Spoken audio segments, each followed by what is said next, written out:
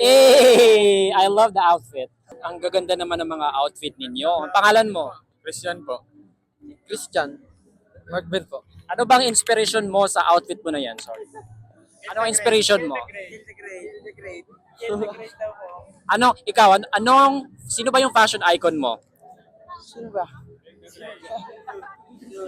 Ha?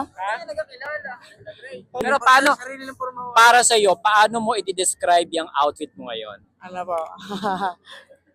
Isa nila po na natin describe ko. Okay.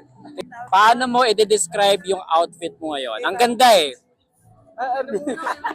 Hindi mo ba i-describe? Ito. Parang gusto ko yung necktie mo. Sino ba yung fashion icon mo? Ang lola. Hollywood ba yan? Depende. Hindi ko alam eh. Pero paano mo i-describe yung outfit mo ngayon? Describe ayos lang. Ayos lang. Sakto lang. Paano mo